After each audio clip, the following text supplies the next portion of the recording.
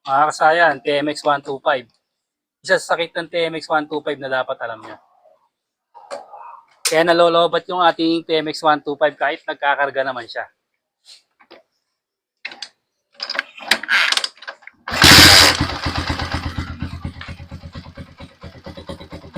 Ito kasayan yung isang basihan para malaman nyo na walang problema yung ating charging. Ating charging ng ating regulator rectifier. Ito yung sakit na na-discover ko sa ilang TMX125. Dito makakailangan tayo dito ng multimeter.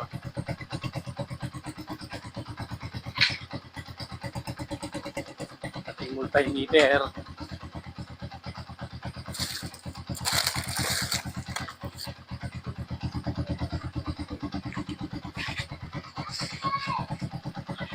Pagkakasaya ng inyong voltmeter ay kumakarga na lang siya ng 13 volts, 13.1, 13.2 na lang yung inaabot niya. Tapos, pagkakarga siya ng gano'n na binibirit niyo siya.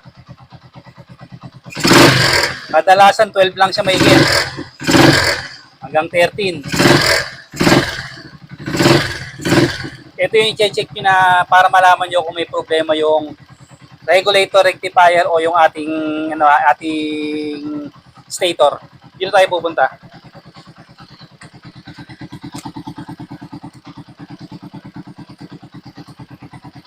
Ito yung kasayan na dapat alam nyo to. Hugutin nyo lang dito yung yung kulay yellow at yung kulay pink. Ayan. Kulay yellow at kulay pink. Ito siya.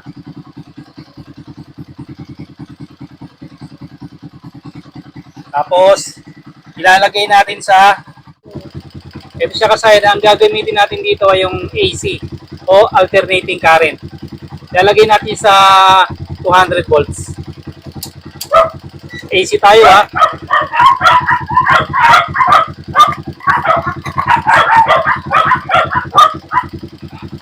Dapat, hindi natin kailangan pagalitin ng gusto na parang mag-change tayo para umakit yung rating.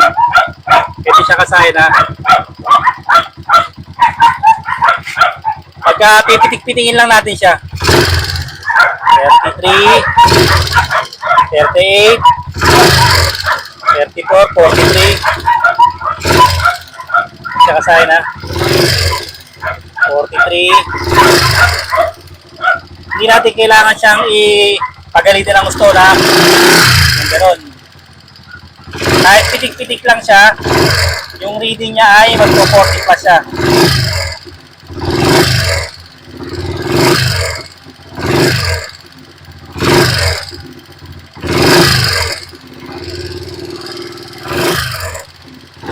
Six, 40, 50, 40, 47.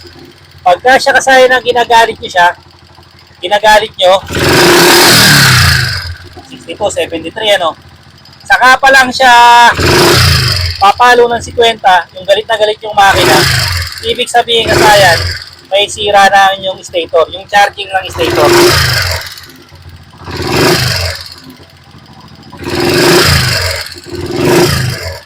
Pag gagalitin nyo siya, saka lang siya papalo ng 50. Ito, nakikita nyo na, pag ginalit natin, 63.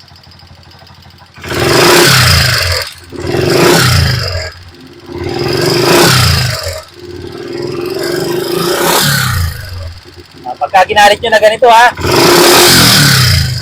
73. Pero siya, papalo lang siya ng 50. Hindi siya papalo ng mataas, mahirapan kang papaluin ng 50. Ang may problema sa kanya ay charging ng stator o aandaran ninyong motor.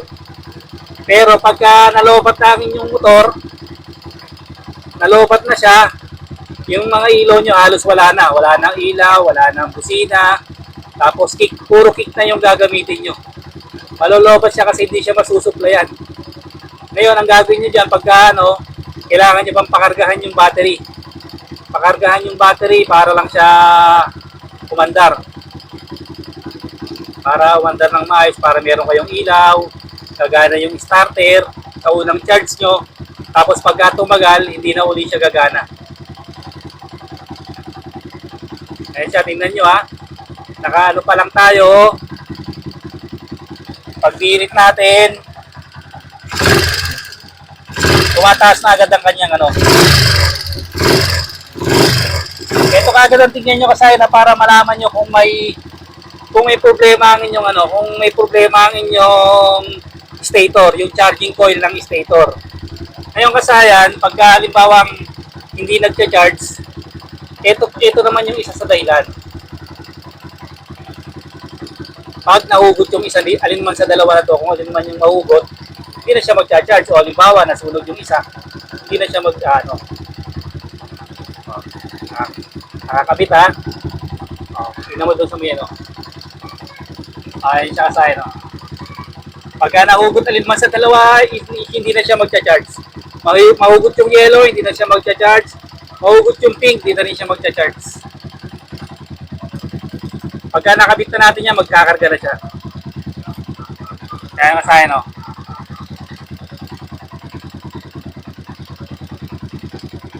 Importante pa rin na meron tayong voltmeter. Kasi pagka yung may voltmeter, mapapasin nyo yung karga niya. Hanggang 13 lang siya. Tapos papagalitin nyo 13.1, 13.2. Hindi siya abot ng 14.